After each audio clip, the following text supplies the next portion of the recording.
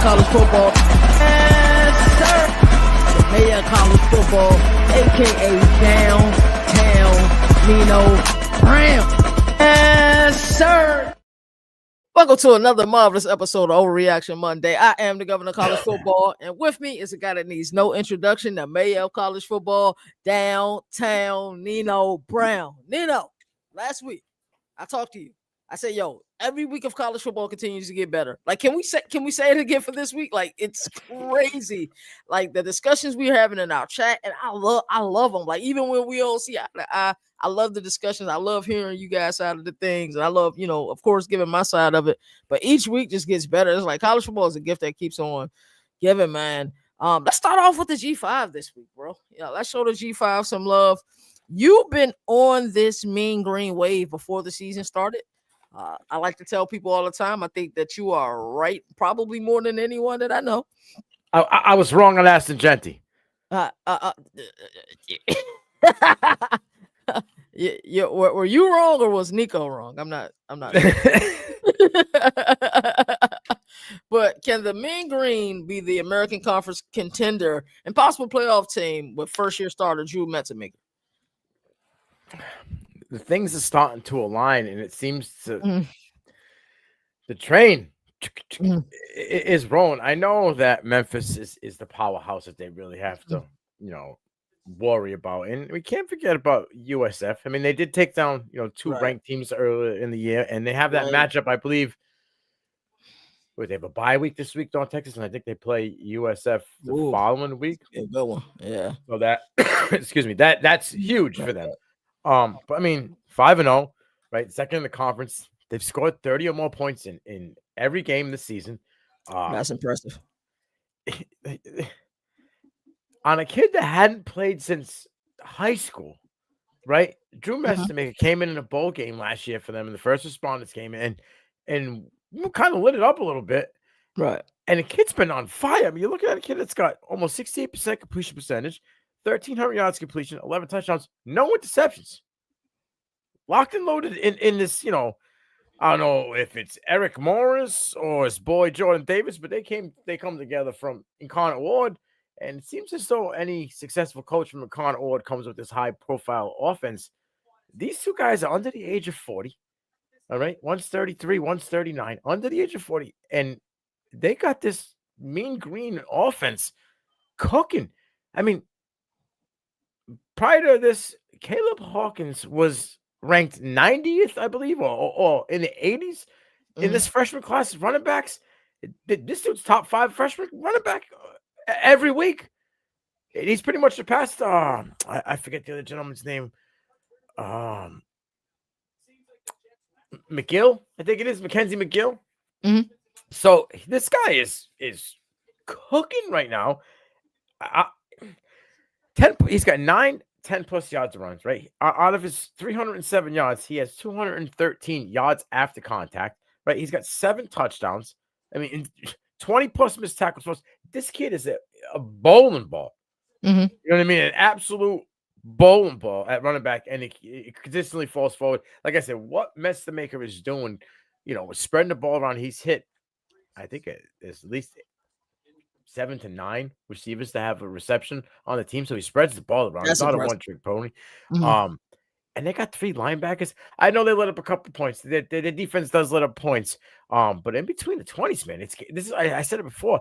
This kind of reminds me of like a Patriots defense. It's the bend but don't break. You know what I mean? Like a lot of yards, and they're gonna get them to 20. But this is where they kind of stay in their pocket. They beat Army. That was a big flag stick game for them. I know Army's not the same without, Yeah, it's still a big one. Right. And then they have Navy up on the schedule. But USF and Navy are the 2 last games. If they can win those games, in conference games, and I think the way they're playing, especially with the bye week, and then you hit USF, I think you're going to be in the right pocket. But, yeah, I think that they're a team that controls their destiny to a certain degree. Obviously, Memphis, is in the way there, but yeah, I'm with it. I love what this guy Eric Morris is doing, and only his 3rd season there in North Texas. I mean, they had 5 wins. Then last year they went to the bowl, and this year they already have 5. I mean,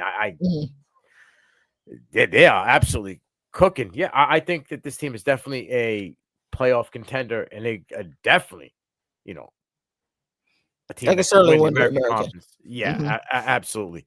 But I think they better do it this year because I don't think he's going to be there next year. No, he's gone.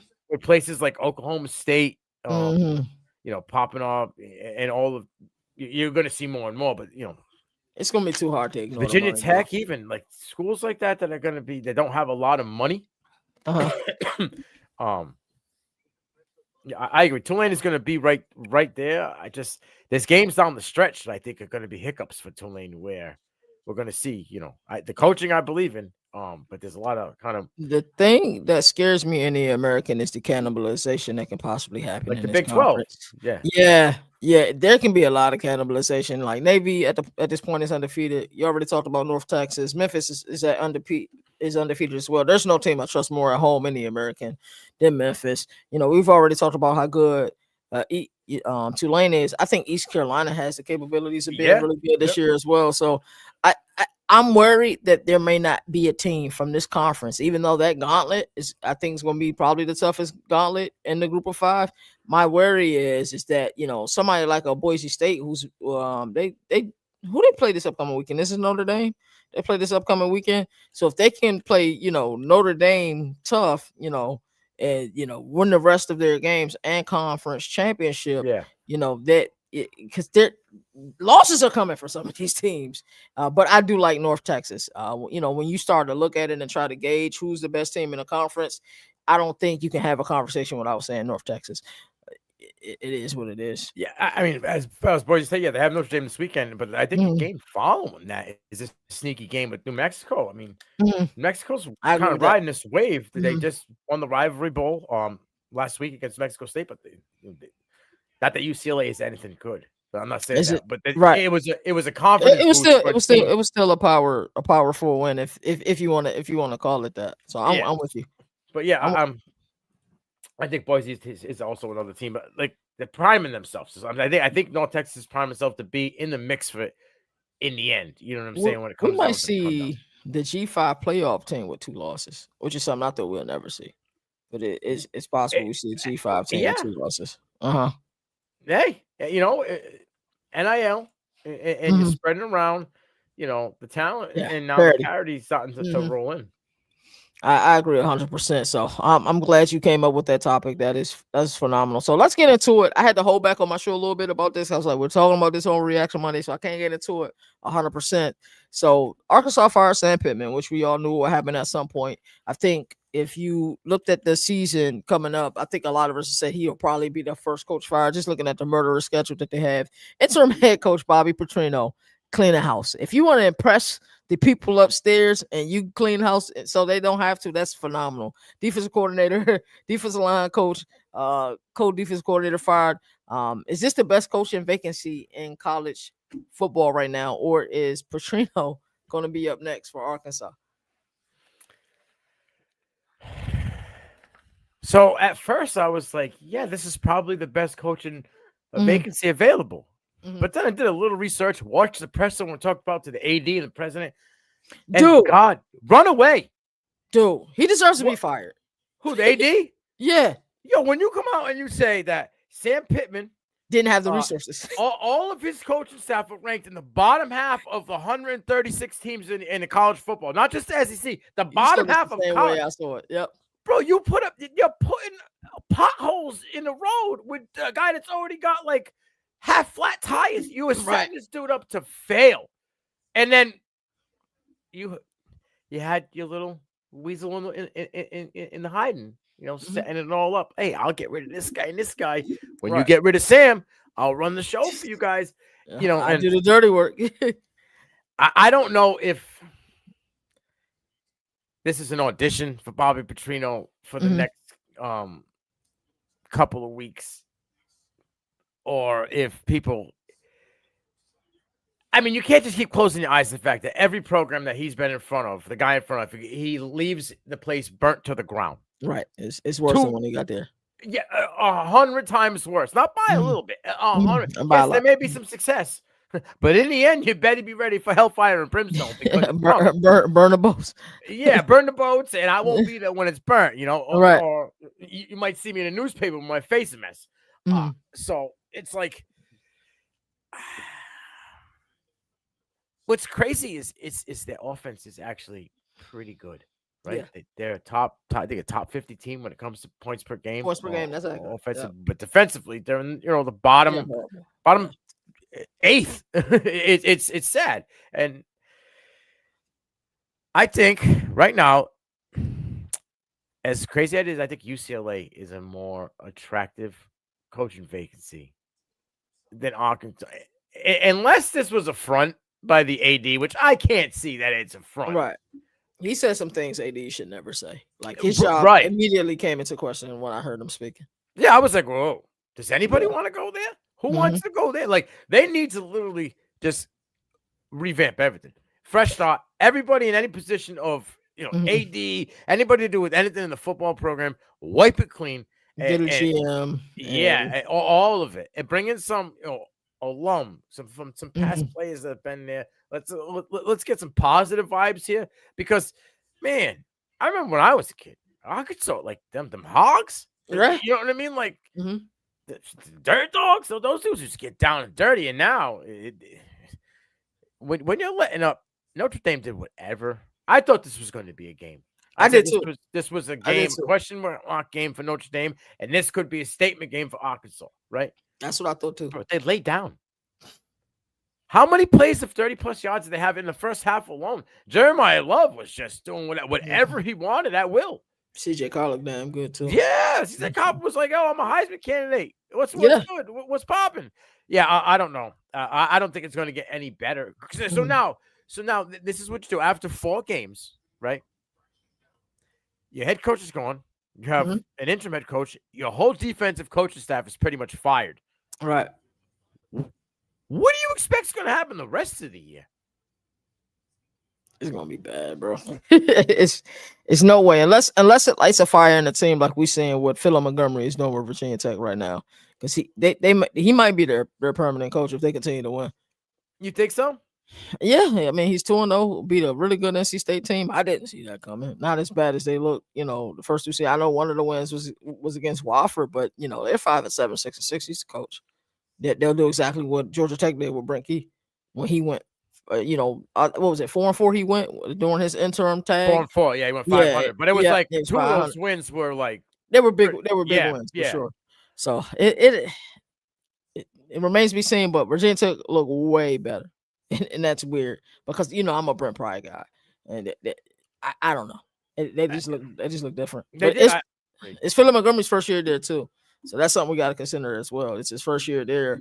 He hasn't been a part of the madness, but now he's part of the solution, and he'll get a look as their full-time coach. I think we're starting to see more and more that it's no country for old men. It isn't. It's this is a new era. It was a new era when me and you first started talking about it a couple years ago. And this is in 2023 when we was talking about this. And I think it's time where it's going to be these younger coaches. I think a lot of these coaches are going to be under the age of 45, and they're going to be coming in here and kind of changing the landscape because these older guys are used to a certain way. Yeah, they're starting to funnel out. Let me ask you something. If you're Arkansas, and as much as you know that Bobby Petrino care about this program, and I'm sure he's happy to be the interim head coach, would they be better suited of making him the GM and helping with the coaching search? He cares about Arkansas. He could probably get some people in the building. I just don't see in this era of coaching, I don't see how it works without the resources. Who's going to call the plays defensively? Like, you know what I'm saying? Of course, there'll be an internal promote, but like, would he be better suited as a general manager at this point? Or you think they need to go in a different direction altogether? No, I don't think he's general manager material. You see what he just did? You see how he was like backdooring to get to he did. I heard last week he was talking to the AD and everything that said himself I could be interim if you really want to go that way and I don't know that. That's dirty. If he did that, that's dirty, and he doesn't deserve it. Right. I mean, the thing is like he's a good OC. We know that, right? Right. Could they keep him because he's a discount? Maybe. That'd be bad for business, though. But now you're putting too much on his plate. You're going to be the head coach and the OC because he's not going to let someone else run his offense. It's just not going to happen. So, I think it's time that we let him have Texas A&M. We last seen his offense. That was abysmal. Yeah. So I think you just kind of let this run its course, right? And I think you got to go with a hot, fresh thing where you could go with a cheaper rate on the head coach, and then maybe kind of spread that money on a experienced staff around him. But there's no way I'm taking that job without some guarantees. Like, are you going to do what those guys did in Lubbock this year and spend the money to get the players on our team? I don't think anybody. Wait. I should say anybody, but not every team. John Gruden to take the job. But there's no way I'm taking that job without some guarantees. After they just said that, what was Sammy Pittman making?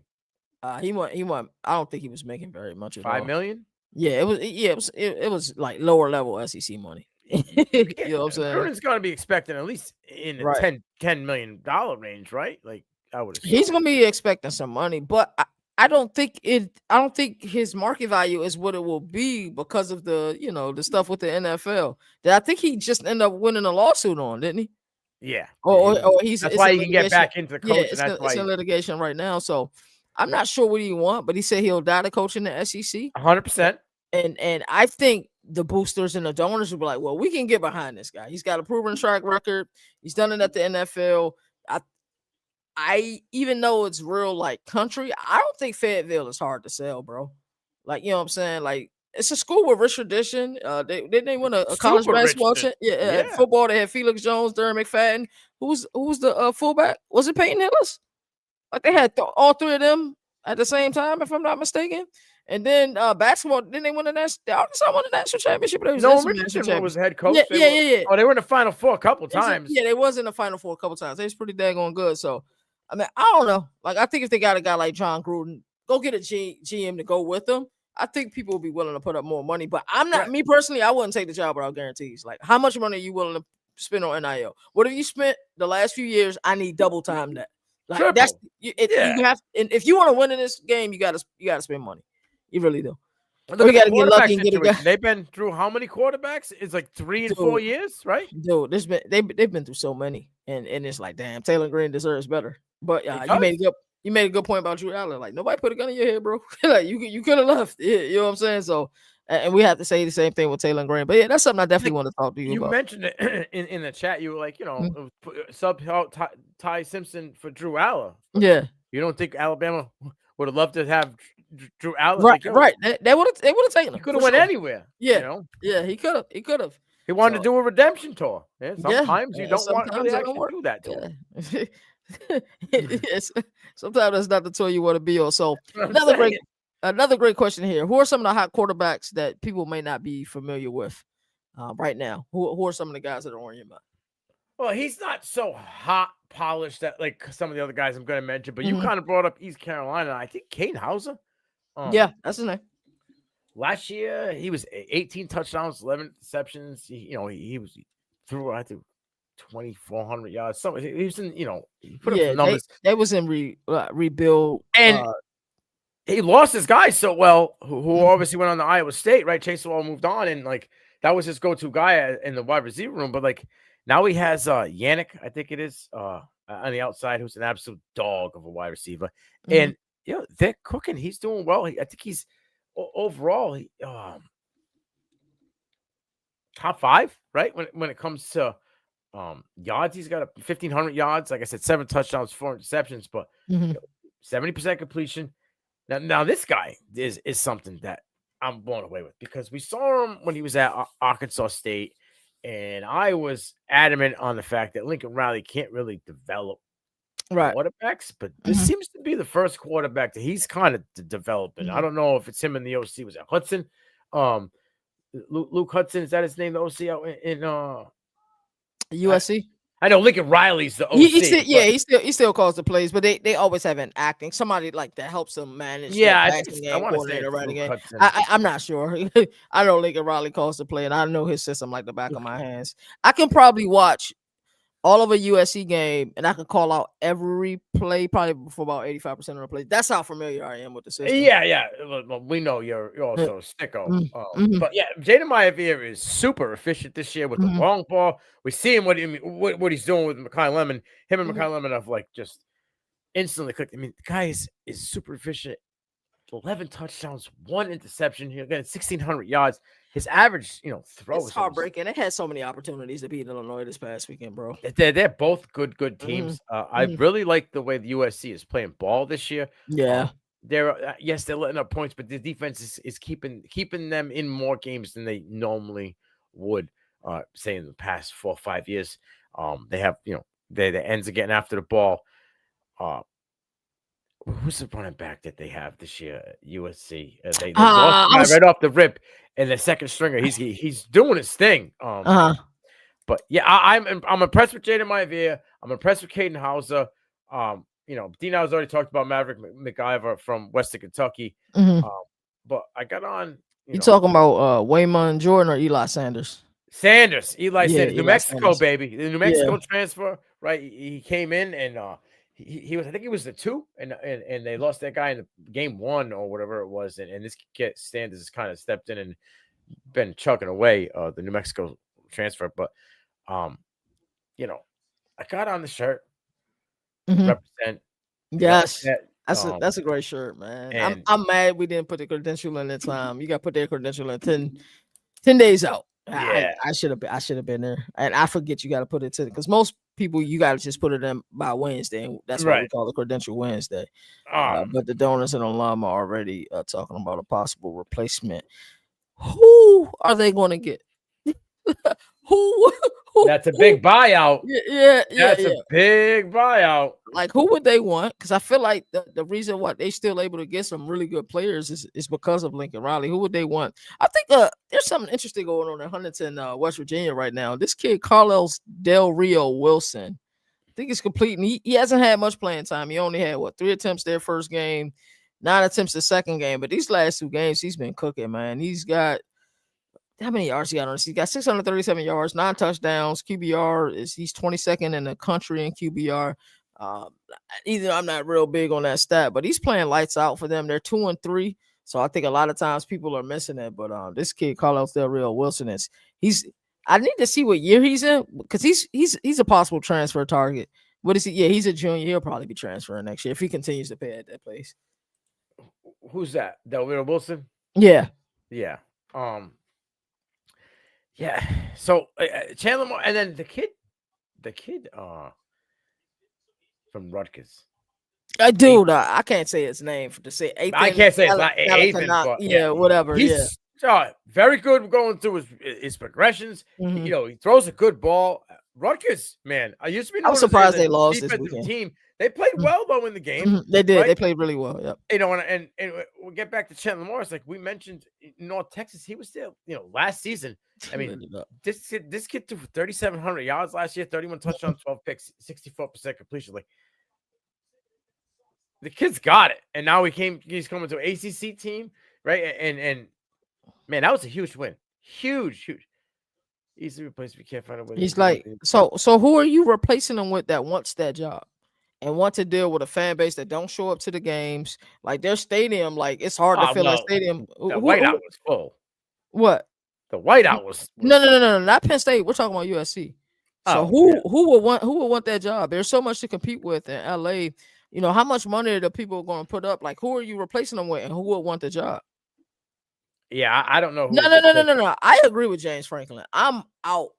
As long as he at Penn State, I'm out. And let me go ahead and get my apology in now. My apologies, Oregon. let me get that straight. Indiana, I'm not apologizing for, because the game went exactly as I thought it would. I think styles make fights. That's something I've said for a very long time. But Oregon is real deal. They're the best team in the country for my money right now. No, I can't just let this topic go off because this is a topic. I know everybody loves Ala. Okay, I don't per se, but a lot of people in our group here in CFB Nation are fan of Drew Ala. It was almost the same thing as last year. He throws a pick when the pressure's on, and they lose the game. And we talked about it in the green room. Mhm. This pick this time I think was worse, more egregious because, dude, it was a panic pick. He was getting outplayed down the stretch by Dante. Mhm. I mean, he got outplayed by Mhm. Dante Moore the whole game, pretty much. Yeah, But the whole game, he definitely got outplayed by Dante Moore. But there was so much bad play calling in the first 3 quarters. Like, it wasn't like the Notre Dame game in the playoffs this past year where Allen was just making bad throw after bad throw after bad throw. Like, they didn't decide to turn it on offensively from a coordinator and from Aller until, what was that, the fourth quarter? What they was down 17-3 at the end of 3 quarters? yeah, And late, and they start turning it on, and overtime. But yeah, that faint screen will Dylan Damon played that great. And even if Damon didn't pick it off, it wouldn't have been a completion either way. So it was a bad read 100%. I just feel like they was trying to get a cheap score late down the stretch because Dante Moore had drove them down in the first overtime. In the second overtime, threw a dart. I just think but there was this look on Drew Allen's face, bro. Bro was nervous. He was like a hooker in church. Right when he saw Dante Moore, when they scored that touchdown, bro was so nervous, dog. Yeah, but you honestly could see Harsin coaching at USC and will work better than his Auburn tenure. And he will be better than Lincoln Riley, right? I mean, USC's been good every year. I mean, what's the worst that they've been on the Lincoln Riley? Worst record they had? 9 wins? Well, it was either 8 and 4 or 7. It was either 7 regular season, but I think he's had 8 regular season wins since he's been there. Harsin can recruit talent. I'll give him that. Absolutely. Lincoln Riley's he's not a quarterback, a developer as opposed to Lincoln Riley. I'll give him that. Yes, that is. I don't believe Lincoln Riley develops any quarterbacks. He's gotten quarterbacks that kind of already been developed, and he just kind of rides that wave, and that offense fits the quarterbacks that he brings into his scheme, which is fine. Hey, it is what it is. I don't see Harsin being more successful than Lincoln Riley there. And I like Brian Harsin. Don't get me wrong. He got a raw deal at Auburn. Some of that was to his own fault. Like Mike Bobo naming him the offensive coordinator, even though Mike Bobo is pretty daggone good now, at that time he wasn't. So I don't see it working better than Lincoln Riley. Now, he does deserve another chance. We see what he's doing with Cal right now, even though Cal did put up 0 points versus San Diego State. That game still don't make sense in my mind. They struggled against BC. Yeah, they did. Half, they struggled against BC, who was down their main linebacker, their main DB. Like, they struggled. BC beat themselves down the stretch again. Now, there is a culture builder and a developer and a guy that I thought you were going to say, but I'm not sure he would take the job either. And that's Spencer Daniels. I'm not sure he would take the USC job, bro. Yeah, I don't think he's leaving. Yeah. I just don't think he would take it. So I don't know. That's interesting, man. But this has been a great conversation, man. I love it. Where we at now? So you asked another great question. You had anything to add before we move on? No. Okay. So who's wide receiver 1 of the 2026 NFL Draft class? I'm interested to see where you go here. Man, this is a tough one. Because coming into this year, it was Jordan Tyson fully healthy. It's Jordan Tyson. Nothing was going to sway that. And I've been, planted the flag. I've been pounding the table about Makai Lemon, and man, he made everybody else in USC kind of be an afterthought. We came in as Makai Lemon was the 2, and Jacoby Lane was going to be the 1. Jacoby Lane had one beautiful catch, also, that stood out to me this year, and then Makai Lemon has just been a dominant factor in every game for USC this season. He's so much like an Amon St. Brown type receiver that it just, I can see this. I love that. I love that comparison, by the way. At the next level, I know it's a USC thing, but still, I just think what he can do, the way he works the middle of the field is his after the catch ability is insane. We saw that catch in the end zone, how he can adjust his body, turn, catch it, shield off the defender against that Illinois game.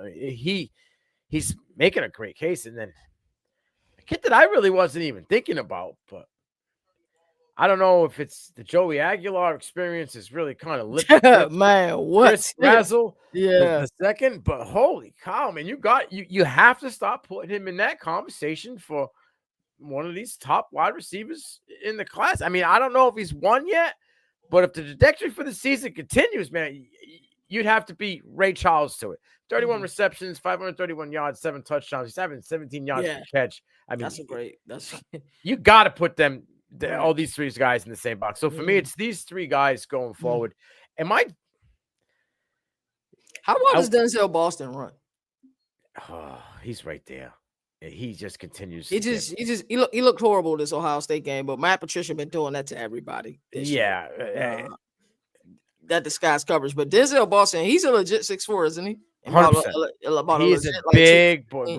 Gives me that Anquan Bolden type. Yeah, feel. For sure. And I love how he goes. He attacks the ball. You think he's a 4'4" guy or 4'5" guy?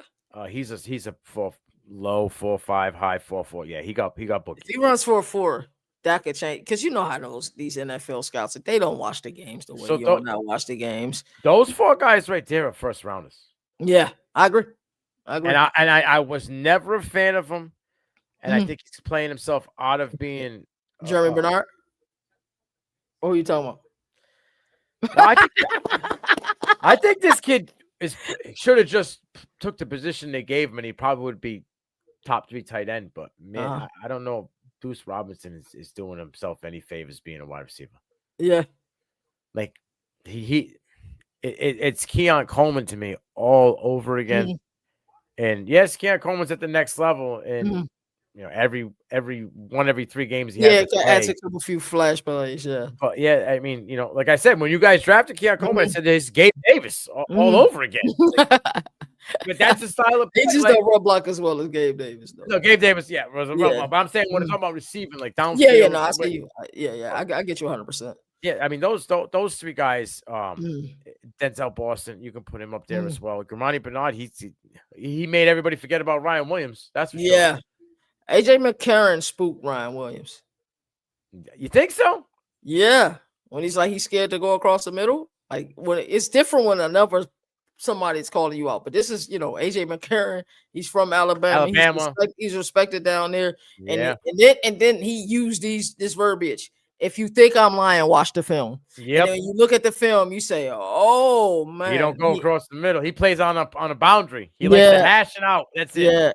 Yeah, man. So it's I don't know, but yeah, I love what you got for that. So let's talk about the game we talked about a little bit earlier. Oregon defeated Penn State in a whiteout game, and I heard 2 people that I really respect in this industry. Jalen said it before I heard anybody said. He said that he thinks the whiteout game is overrated. He said they don't even wear white. That like he's talking about the players. Everybody in the crowd does, of course. And then I saw Dante from East Coast Gridiron. I will be on their show, College Football Rush, tomorrow night. And he said it as well, but 30-24 in double overtime. Clutch performance by Dante Moore, man. 248 yards, 3 touchdowns. And we almost had a moment for James Franklin, Groundhog Day himself. 4-21 against top 10 teams. If Penn State doesn't make a deep playoff run, should they move on from Franklin? And is Oregon the best team in college football? This is your time to go, brother. I've already apologized. There you go. The floor is yours, man. I'll give you credit here because that defense looked better with Knowles at the helm against Oregon. If you compare both games, last year's to this year's, they looked better. But Oregon just is moving at a different pace. They're moving at a different level. I mean, guys last year, like Mateo, you see progression. He's a first round pick if he wants to come out and go to the draft this year. Sure. Like they have it like at every level. What I thought was played phenomenally this past weekend as well. They couldn't stop a true freshman running back. A front 4. No, and I'm not trying to be as a dick. Like Illinois defense has been known for in the Big Ten to stop running back. That's what he did, right? They could. Jair Hill Jr. did whatever he wanted. Every time he got the ball, and they were more physical in the trenches. Bro, at the end of that game, I thought Dennis Sutton was playing for Oregon. He had his arm around Mateo and Dylan Thiemann, a dude who just picked him off the end of the game, taking pictures. Like, are you going to be in Eugene next year, or are we going to NFL? Hopefully, it's the NFL. But, yeah, I mean, that everything that I thought about Drew Aller, when the bullets stop flying, when the pressure in the cooker starts to get hot, and it's like shaking, he can't handle it. You said it. He was shaking like a hooker in church. Like he just cannot handle it. When Bear Alexander it hit him in the third quarter. I think that was the beginning of the end for his confidence. And we said, I don't want to beat a dead horse, but somebody want to find Trevor Pena? That's all we heard. He Drew out, and that wide receiver. He's a jet, weapons, right? He's a jet sweep specialist at this point. That's all he does. The gameplay was Ross, terrible. they need to find a way to get him the ball more. They really do. Devontae Ross. Yeah, they need to find a way to get Luke Reynolds the ball more. Yeah, I agree why with that as well. He's not, Tyler Warren. No. But this kid was the best receiving tight end in the class. Mm-hmm. Let's try to get this kid to spread the because you were miserable. Tosh Lupi destroyed your run game, had a perfect plan for you, and you could not figure it out. Yeah, did you have 130 yards on the ground total? They couldn't run the ball, and so many times, like Penn State is predictable. They want to run and set up the pass. Like, why don't y'all start playing the success rate game and start throwing the run? Like, it's still the same thing. Still limited trust with the coaching staff and Drew Aller. Like, it's like watching Groundhog Day. I don't think they have the weapons to play that short pass game as your run game. I just don't think that they have that. Or if Andy K has that in his bag, he's got to be able to scheme it up. But we always talk about this. There has to be some adjustment. Yeah, it's got to be something. And I think Paul Feinbaum said it earlier, and I probably disagree with most things Paul Feinbaum say. No disrespect. I do like his show. I like the format of the show. I always called it like respectfully, not disrespectfully, like the Jerry Springer of college football. Where everybody call in and they talk about each other and all Zoom of that. Calls now. But yeah, he said that Penn State's playoff chances is hanging by a thread. Mm-hmm. I said, yeah, absolutely, because there's teams in the middle class of the Big Ten are better. Yeah. And it's scary. Where you rank them in the Big Ten right now? I'm emotional right now, so they're probably about like 6 for me. Right, and that's where that's where I've had them the whole time. And the thing I think about this game that stood out to me, I've long said Kirby Smart was the best coach in college football since Nick Saban retired. I don't feel that way anymore. Dan Lanning is the best coach in college football. Dude had tear, like one tear coming out of his eyes, standing in there. He's soaking in the environment. He said Mo Bama's favorite song now, like literally soaking in, and he's talking to his players. He's wired, bro. Yeah, look like he wasn't it the little the smelling salts joint? Look like he had about 5 of those. He's wired. He's motivating his team. Who gets their team more motivated for a game than Dan Lanning? No, I'm so impressed with him. There's not a bag big enough in college football to get him to leave Eugene. There's no way resources anywhere. With Phil Knight backing you, Phil Knight probably slapping the money under the table, man. Yeah. Like it's no way he leaves Oregon. Would he leave for the NFL? I don't even think he would. I don't think he would right now. I think he is in his element, and success is all that matters to him right now. And he is just cooking. And I think this is the beginning of it. I think we're looking the best at team in college football. I do. I think they. I think so too. I ranked them 1. Yeah, I did too. I did too. I'll be straight up. I gotta submit those and get you those numbers. I think everybody got them in. I was trying to get them in as early as possible. I had them at 1. I'll be dead up. I had Miami at 2. Yeah, I think I might have had Miami. I had Miami at 3. I think I had Ohio State at 2. Most people I think would have Ohio State at 2, but for me, but a lot of people in the AP poll had Miami. I shouldn't say a lot, but like 4 of the voters had Miami number 1 team in the country. I think they're an upset alert this weekend. As crazy as it sounds. But this past week was upset. Yeah. The Penn State offense, dude. Like 137 yards passing. This is the kid that everybody keeps telling me is QB1. Yeah. Like if you just look at last year's class, let's look at you put Cam Ward in that situation. You get more than 137. No, yeah, he'll definitely have. Well, I don't know. I just wish they had a different offense. I'd say how about more than 137 total? Allen Yeah. He'd have definitely had more than even with the system. He'd have definitely had that because there have just been some off script plays that he'd have been able to make that. Let's go to the class before. We saw what Bo did against Penn State, right? Caleb, he would have done right. I don't know. I think the kid is a good quarterback. Congratulations to him too, man. They got 2 straight wins. I think that's his first 2-win streak. He seems to be now. He seems to be getting it. I mean, but that's what happens when you get a guy that knows how to scheme and put full trust in you and make you feel like you're good and right, worth being the first pick in the draft. But yeah, I mean, whoa. Whoa. I don't know about all that, B. But I will say I can't see Drew Aller as one. Like just no, I don't think he's QB1 either. Being full transparent, but I can see where he goes to the combine and wows everybody. I can see something like that. Where the talk around the league will be, hey, we've seen that already. Zach Wilson, right? Right. I'm not saying he's Zach Wilson by any means. He can be for sure. He could be Jake Browning, or he could be, Joe Burrow. We'll have to wait and see. We have to find out. Let's go to the new segment that you came up with a week ago. I loved it a week ago. Let's go ahead and talk about it now, man. CFB Film Room. Let's get to it. All right, so this is going to restart in a second for everybody that hasn't seen it. Yeah, I just thought the way that Mike Denbrock, man, they missing him down in the Big Easy, aren't they? Yeah, the way that they like just sold it, and for a freshman, he's a freshman, right? Redshirt freshman, Carr's a redshirt freshman. Yes, that's like in his first season as a starter. The way he sold that. Right, drew the defender with him, kicked back, throw the ball, and then it was just a masterclass in how to yards after the catch. You wanna run this one back? Yeah, I got you. Yeah, I got you. There we go.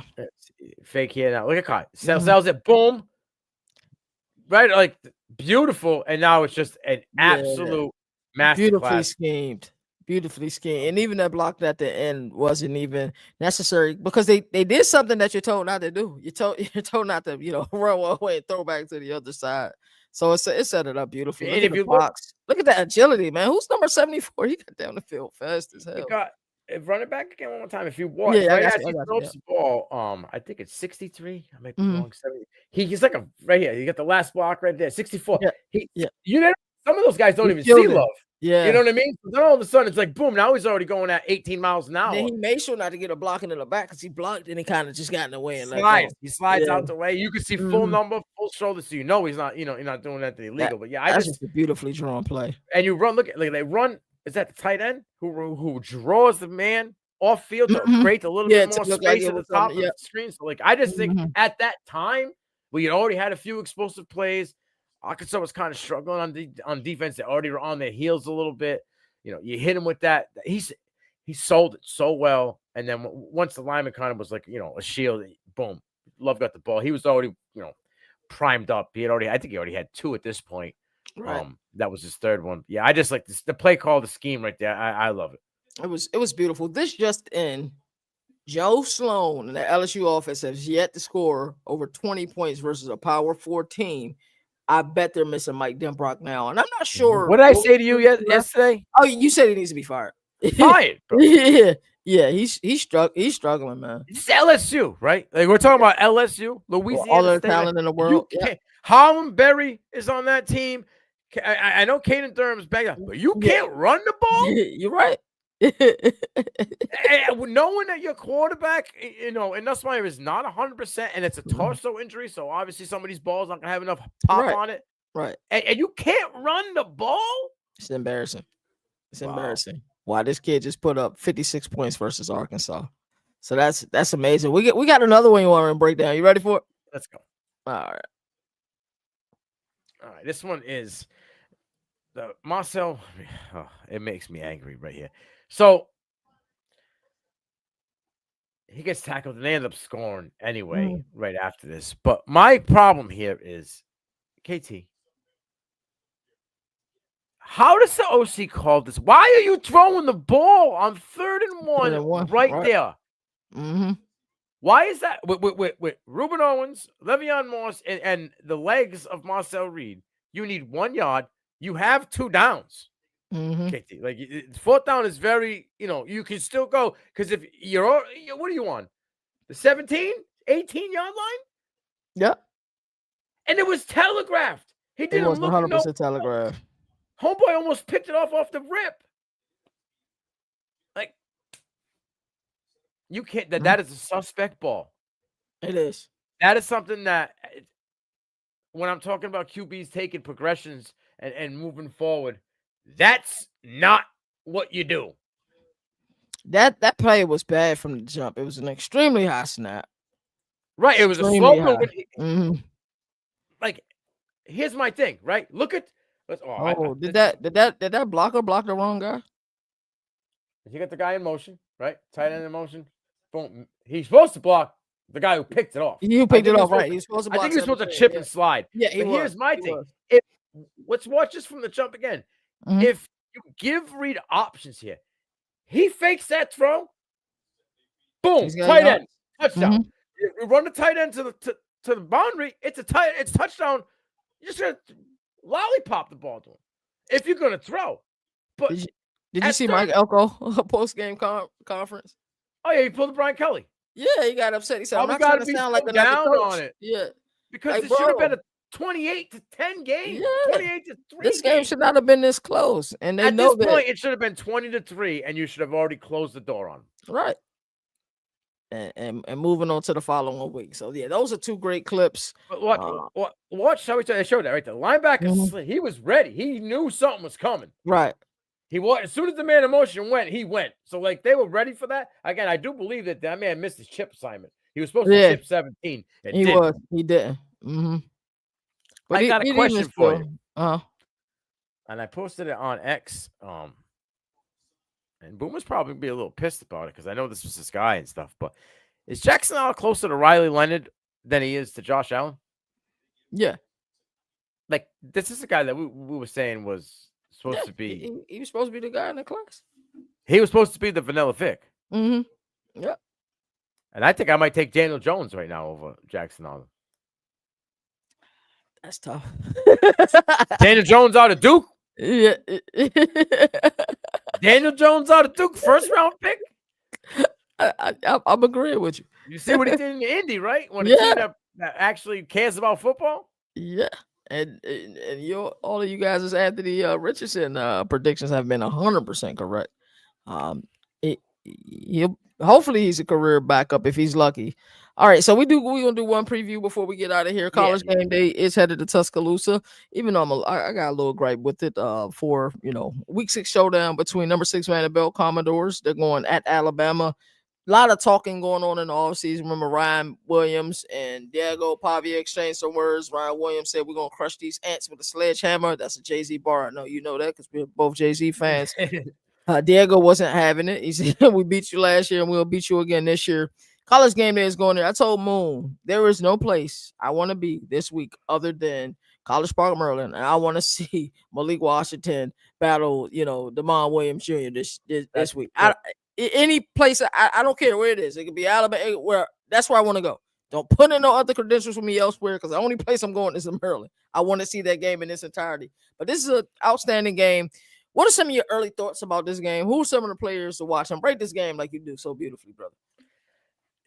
So the fact that Johnny Manziel, you saw that, right? Diego Pavia guy, and he's been chilling with Pavia. He said he went to dinner with him the other night, and I think he sees a lot of himself in Pavia.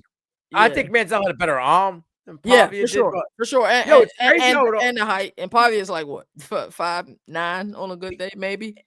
We mentioned it on the website a little bit. This the Rio Grande rivalry, but Mexico State's where Diego Pavia started, baby. This is where he was pissing on the logo. That's where he got in trouble. It was in that rivalry game, right? That's where he got in trouble. So it's like it's all comes full circle. But yeah, like I think they have that aspect. They look at it as we got nothing to lose.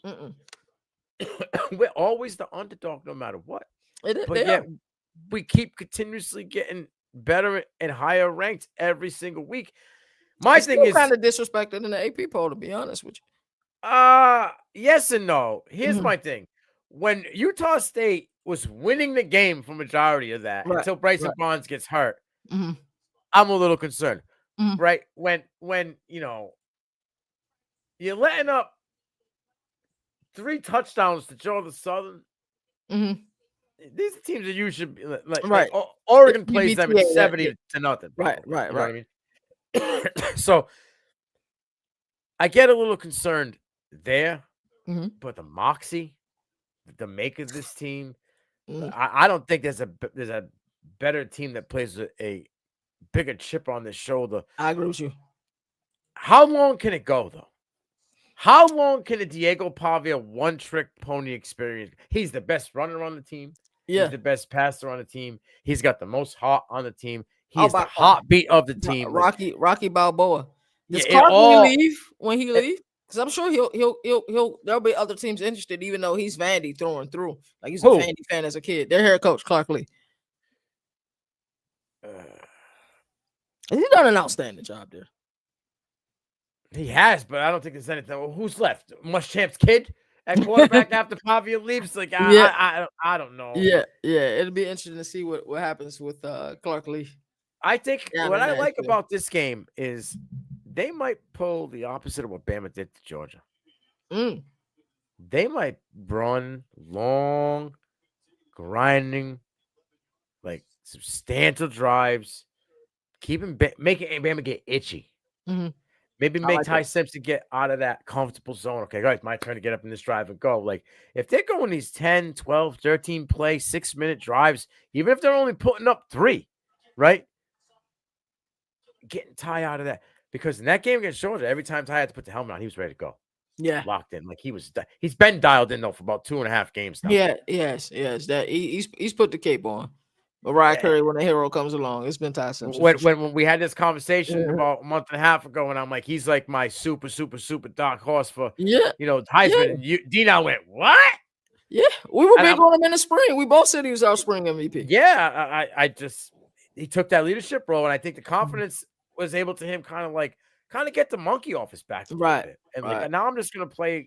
It's my team. I got 1 year in it, and this is what I'm gonna do, and I'm gonna prove that I deserve to have waited to have it be my team. So I think that's the way they're going to have to play this game. I think in this game, if we don't see Ryan Williams, I think this is a real concern for me. He's kind of gone astray. He has. Season. I know he was a concussion for 1 game, correct? But I haven't seen him be like as dominant of a factor as he was before. Like, I almost want to say Isaiah Horton is almost kind of a little bit more reliable. Yeah, more reliable for Alabama this year. Jam Miller, I think Jam Miller will be a huge factor. Like he was. We saw, and I didn't even think he was going to be back that early. To be honest, I'm surprised to see him on the field. It bothers me that like Bama doesn't have anything behind him. Like, we've always known Alabama. They should have 4 and 5-star guys behind him, like Akili Deer. Why did it take so long before you actually started running him? Right. So I think Jam could set the tone, right? But this Vanderbilt team is hard to figure out because they could come out here, boom, boom, run the ball, all of a sudden go over the top to Eli Stowers for a touchdown. It's 4 plays, 70 yards, touchdown, and now Vanderbilt's shitting on you with all the momentum. And everything you thought you were going to come out in that scripted play, you're like, oh, fuck, what are we doing here? Right. You know what I'm saying? But if Alabama gets the ball first and Ty keeps riding this Aladdin magic carpet, right? And they go down and they put you automatically behind 7-0, in 1:40. Does Clark Kent, and Diego Pavia have I like that. Clark Kent, Diego Pavia. I love it. In the bag to come back from that because I don't know. I think if Alabama puts the pressure early, I think we're going to see everything Vanderbilt's made of. I just don't know if they're coming from behind, if they have enough. I think if Alabama's going to win this game, they got to win it by double digits. Like you said, come in, get that crowd at Bryant Stadium raucous. But if it's close, you know what I'm saying? Give me all. I'd put my house on Diego Pavia. Yeah, I would too. Like the moxie that kid has, like he represents us. Everybody who had Napoleon complex their entire life, like that's who Diego represents. Like he represents the scrappy people. Alrighty, so Brian, I got a question for you. Yeah, go ahead. I'll answer this question first, and then I'll get the questions. I'm still going A&M. A&M for me is still the most complete team, but Ole Miss is nipping. Dude, Ole Miss is nipping at their heels. My dog Dante from ECG, our dog from East Coast Gridiron, said, "Well, people are a year early on Ole Miss," and that really frustrated me because I was me and you were both all in on Ole Miss a year ago, and that kid Trinidad Shambliss, man. He throws, man. You weren't the D2 Heisman for no reason. Like right. people, Yeah. I think who's the underrated Mm-hmm. MVP of that team is Lacey, man. Yeah. Oh yeah, Keywan. Yeah, dude is impressive. He's very. Missouri lost him Mm-hmm. and got Ahmad Hardy. Granted, he's obviously right. he's now in the Heisman talk as a running back, but I think he should be. It's hard to go against Dante Moore because what they've done early, but Ahmad Hardy is right there. They're 1A 1B for me. He's in my top 5 for the Heisman all day. Yeah, I agree with you there. But yeah, I just like Lacey because last year they had 3 backs, but they weren't running backs. They were more receiving backs. Right, Logan Diggs is still there, and he's their third down back still. Right, he at one point Logan had to be the one. They were hurt with so many guys. Dude, Kiffin has a different glow about him. I've never seen him like this because normally Kiffin gets shots at Weeks and shit after the game. Dude, yeah, bro. I seen him on Twitter. What happened to Weeks? Why was he throwing up? Tempo. Oh, I lost my shit, bro. I was like, what? Dog, if there's somebody I want to win it, and I wanted that happy ending story, would he leave past a year ago? I'm talking about Lane Kiffin. If he won, would he leave? Yeah. There's people who are closer to Ole Miss than I am. They said Florida is if he's going, if Florida wants him, he's going. Because there was thoughts that he might have went to Auburn. Remember? There was thoughts that he could have been in Florida last year. I heard. Really? I heard that the money was there. I heard that the lineup was so there. much. Remember when he was at people don't even remember he was at Tennessee. Remember how bad that was, and then he was at Alabama too, wasn't he? Yeah. As a coordinator, assistant, right? Yeah. What did he spend some time at USC as well? I believe so. Yeah, he was there, and then guess where he had to go to get his name back? Florida Atlantic is where he went to get his name back. So, dude, I'm so happy for him right now. Speaking of which, all of a sudden, Cade Veldenkamp is. He's top. I think he's top 25 in passing yards right now. Is he? Dude just got to stop turning the damn ball over. There's a lot of them though. It's not just him. No, it isn't. But yeah, that's a great. I heard this. I will be so happy for Ole Miss. Oh yeah, I'm ready for your question now. And I had to ask you, because we saw success at Washington, right? Where was he previous to Washington? It was like at a lower level school. Who you talking about Kalen? Kalen DeBoer. He went to Washington. I forget where he was. Yeah. He's won everywhere though. Right. Is this his best win ever? Yes. His biggest win? Overwhelmingly yes.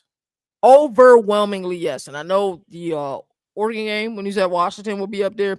So he was at Fresno State. Because that was huge. Eastern Michigan. Fresno, they were putting up 40 points a game when he was at Fresno. They were killing. So, yeah. And then offensive coordinator 2019 with Indiana. Now, here's my other question. Yeah. Yeah, that was a bigger game by far. Is he only as successful as Ryan Grubb is? Yeah. That offense didn't look like this last year. No, not under Nick Sheridan. And even at Florida State, I don't think that was an execution thing. That was a hard game. They ain't let excuse my French, everyone. Mama, sorry if you're watching. They ain't let their nuts hang, man. Like, you know what I'm saying? Like they played soft. And I think sometimes a game like that, and we heard Thomas Castellano say this weekend, like we needed a loss. Tighten your ass up real quick. Yeah, it will. It will. So let's see how they come out versus Miami. Will they perform? I believe their game is in Tallahassee at Dope. So now is Ryan Grubb got to be up there right now for talk? Did Justin Fields just run for like a 50-yard touchdown? My apologies, brother. is Ryan Grubb got to be in consideration for OC of the year? What Ty Simpson's done? Yeah, I think that's easy. I think that's easy. I'm trying to think of somebody else who's been performing at a very well. I mean, he's not really the offensive coordinator, but he is the offensive coordinator. I mean, obviously Heupel's the guy, but Tennessee's guy's got to be in the talks. Yeah, and then before this game, even though Jed Fish is the play caller at Washington will have to be in those talks. I'm trying to think. Yeah, it will have to be Ryan Grubb. You see a Now with difference. these coaching vacancies, just my Oh, brain's I knew you were going there. these coaching vacancies. Could Alec Golesh go to Oklahoma State or Arkansas? Is there a chance that he gets a phone call? And is that a better move than staying at USF? You said who? Alex Alex Golesh going to Oklahoma State. or Arkansas? I wouldn't touch Oklahoma State with a 10-foot pole. Like, dude, there's just certain things that's just not right in my mind in sports. And even though he had to go, even though Mike Gundy had to go, like Tom Landry, the way he was disrespected by the Dallas Cowboys, that was completely wrong. And I know college football is a what have you done for me lately? I say that every week. It's only been 2 years. Yeah, right. They was just in a conference championship a few years ago. In the Big 12 and 23. Yeah, and a lot of us had huge expectations for him, but like we then again started to look at resources. Like, what did you do? You know what I'm saying? Donors, boosters. Money. Like, yeah, if you have to pay for play, Pay to play now. So I wouldn't touch Oklahoma State with a 10-foot pole. I wouldn't. Arkansas seems like they want to be headed in the right direction, and maybe the athletic director is saying like, hey, we didn't give them the resources. So that means we're going to give our next coach the resources. But if I had to pick one, I would say Alex Golesh would much rather be in Arkansas, SEC. He has roots there. Mm-hmm. Damn good offensive coordinator at Tennessee. He could probably get some players from there to come there. So I think that would be more desirable. But is it more desirable than South Florida right now? That's a question. Because back in the day, it's an easy answer. Yeah, both of those places are more desirable. But, with the control that you have, the players you can really, kill at the G5 level. But Arkansas, I think, is still a desirable job. You get lack of resources. 3 teams probably every year in the playoff. Yeah. Out of the SEC. Right, for sure. Guaranteed 3. And moving forward. Out of American, maybe you get 1. If you're lucky. Right. You know what I'm saying? So I'm hearing Zach Robinson is who Oklahoma State is like in the Atlanta Falcons offensive coordinator. That's what I've been hearing too. Because he's a former USC guy, right? Zach Robinson played at Oklahoma State too, if I'm not mistaken, right? Is he Oklahoma? He played at Oklahoma State, but did he? But he might have played. He might have played at both. Let me see. Because he spells his name with like Z-A-C, right? Z-A-C. Yeah. Let me see. I for some reason I was thinking he was with Lincoln Riley or something. No, yeah. So it was Oklahoma State all 4 years. Okay. Yeah, he had some pretty good years there too. So a lot of times that's what teams want to go do. They want to go get a guy that played there, that's respected, and clearly he's doing all right in the NFL. Arkansas, in your opinion, is a program that's a sinking ship that never fully sinks. They just barely stay afloat. Nothing will change that. I think that's an outstanding take. I ain't mad at it at all. But, if your AD comes out and admit wrongdoing, admit that, hey, the resources aren't there, you got to spend money. Like, who's going to be willing to put up the money? 3 years ago, they were second in the SEC with KJ Jefferson. They won, what, 11 games? What's it 11? Did they win that many games? 10 games? I'm pretty sure they were right at the top. Might have been like 8. I could have sworn they were in double. It could have been 9 though. I saw a record. I thought they were him and Pittman and KJ Jefferson had a it was 9. You were right. It was 9. Yeah, I was gonna say they were close, right? Yeah. And that was what year? 4-4 in the SEC. 21. Yeah. Yeah, they were really good. They were surprising that year. That was after a 3-7 record his first year. But that was also early stages of NIL. You know what I'm saying? Now that it's blossomed and ballooned into what it is now, it's just your boy only had your boy Bielema only won 8 games as the max at Arkansas. Right. So when was the last time they won more than 9? We gotta go back to 2011. So you're looking at 14 years. Mm-hmm. It ain't gonna be this year, so 15 years. You know what I'm saying? And then the 90s, they never won double-digit game, not even one time. I agree, Brian. Nolan Richardson, Arkansas and Nolan Richardson. They're a better basketball program. I agree. So long. Like he's a guy. Nolan Richardson, I put up there as a coach is the same thing I put up with like John Thompson at Georgia. Mm-hmm. I love John Thompson. You know what I'm saying? Like they deserve to stay there until they decided to leave. Yeah, I agree. Even though it was bad towards the end when he left. Nolan Richardson's last 3 years Arkansas trash. Mm-hmm. But he earned that right with I want to say at least 3 Final Four appearances. So where would Grubb go? If Grubb decided to leave, how big would the job have to be for him to decide to leave? They didn't even want to go to didn't I don't really think want to he's go an to Bama. SEC team. I don't think I Grubb agree with you gets though. that. So Will he take Oklahoma State? no way. No, I don't think so either. No.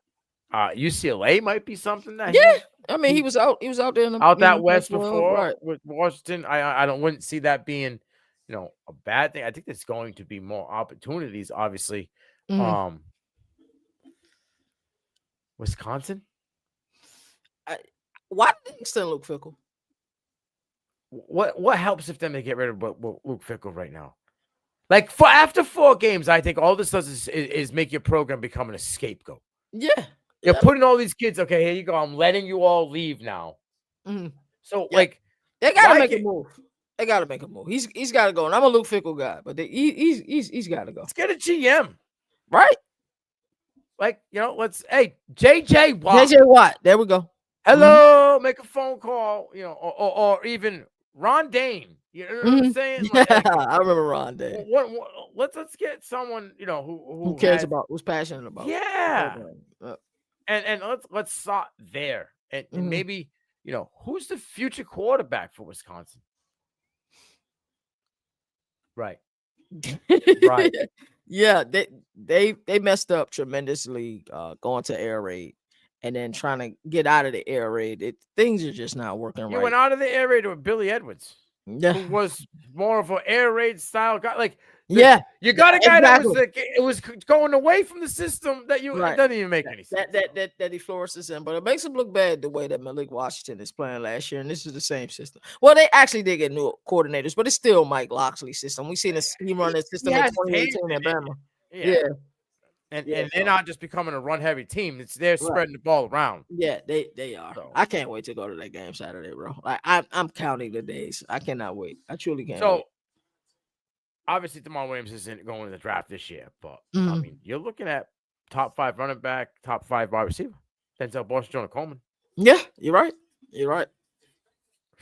And they got a guy on the defensive line in Washington I don't know if he plays the mid role, but he was hurt last year, and I watched last week's game, and he was flying around. It's impressive. Yeah, you'll enjoy that game. I can't wait, bro. Another was BC game at Cal this week, or was it? No, it was in BC. Did you go? No, I didn't go. But let me explain to you. I have a lot of gripes here, and it's continuously getting worse and worse. Never mind. You did tell me about some of yeah. So that's another thing. Right. Still, no media during a week or something like that, right? Yeah. No program has ever done it, have they?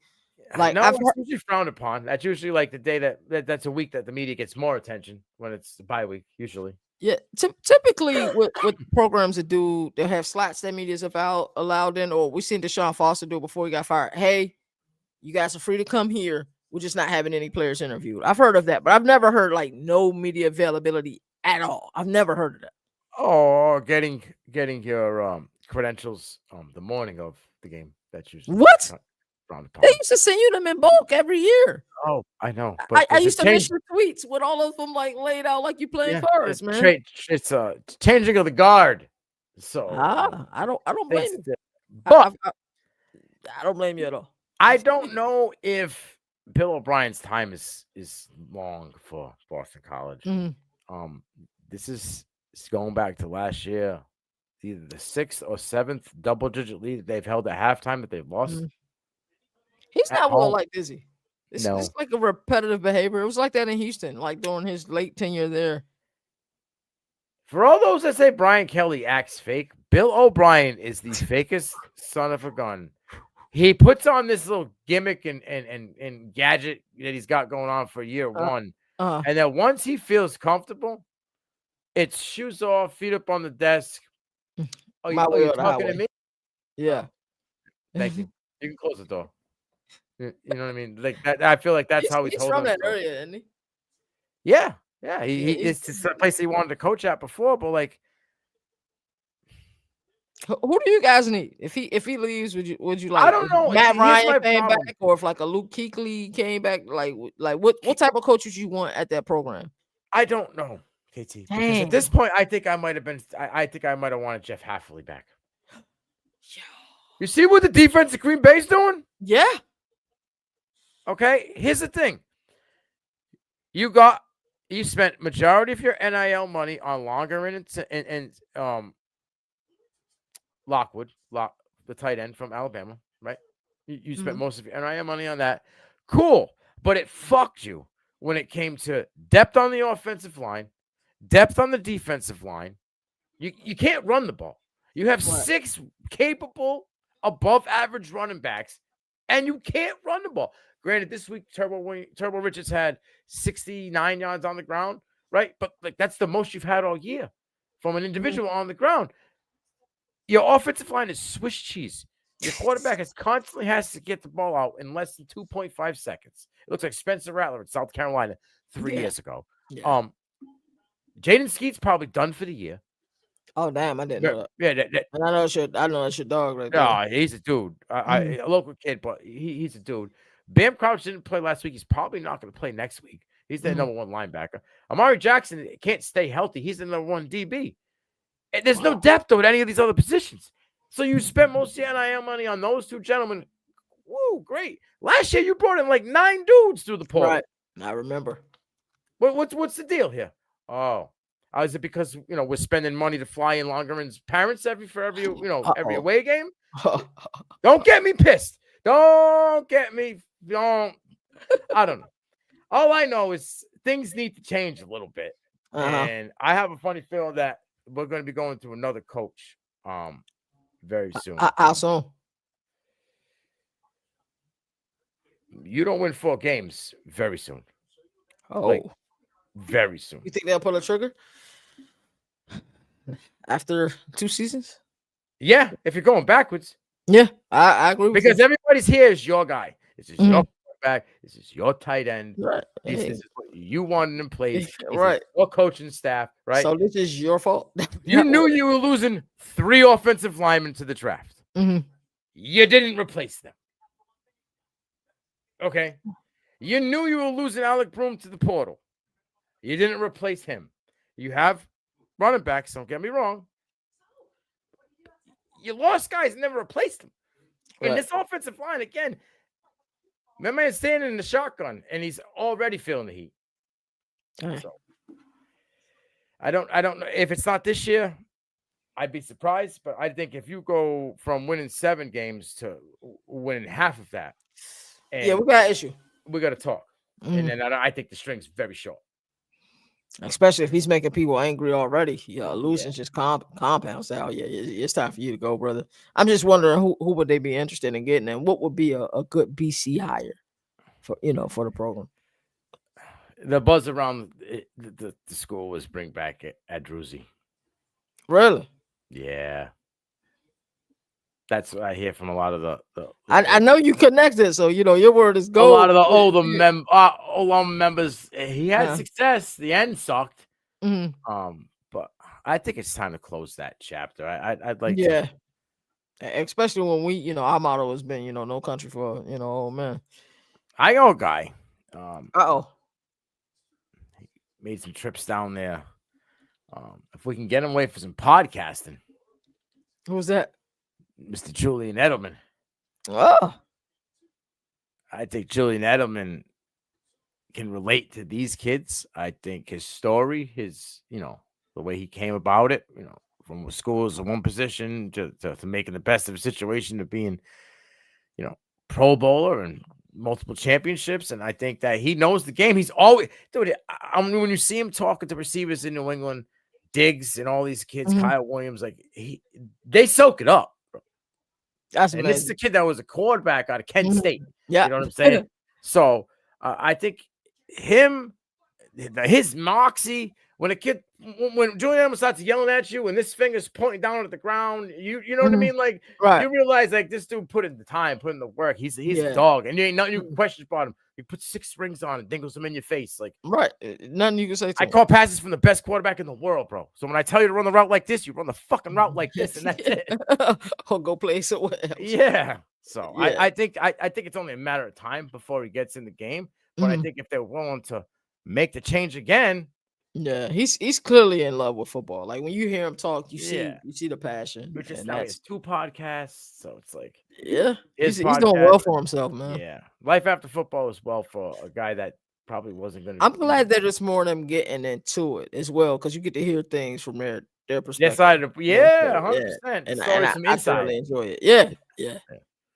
You know, we're both crate diggers, man. So a lot of times when I'm looking at people's scheme and why they run things the way they are the things that I find that are on YouTube that has like 2 views, bro, be some of the best content that you can possibly find. And it's just coaches talking about their schemes. And I'm like, yo, this is crazy. Like, hey, I'll tell you, there's a dude. He's a Georgia guy, but this dude breaks down film. That's why he's called the film guy. Brett, I think his name is. I think are we subscribed to them on our CFB Nation? I don't know. We might be. Yeah, I think we are. I don't know of anybody besides the guy who does the QB camp. Mm-hmm. I don't know of many people that can break down film. The film guy, you said? And get the film guy. I think it's Brett Austin. I want to say. Brett Austin. This guy, he's a at every Georgia game. He's he's credentialed. He's the main Georgia media guy. But like, I think his name is a couple of his slogans are like ibuprofen and whatever. Like when we talk about linemen or whatever. Like but this dude, you want to talk about breaking down film? Like he's a guy. But I just like he don't get. I don't know. If he's got 100,000, it's not enough views. Not enough subscribers. Right. The way he breaks it down for like. Nah, that's fantastic when you have gems like that. Like I said, I the things that I find crate diggers, and these are coordinators just talking about their scheme openly, and they have. I like it when you get the dry erase boards. Yeah, and they start straight breaking it down. Yeah, so that's amazing, man. But fantastic episode. This is a good one. We had a bunch of conversational pieces. Those are all editorial style conversations. It has always been my favorite when we're talking about any sport. And so I always like to say there are no more victories in a sport that survive in the fastest, while college football has the greatest regular season. And until next time, you all take care. I cannot wait for this upcoming week of college football, man. Yes, sir. Today I am the governor of college football. Yes, sir. Mayor of college football, aka downtown,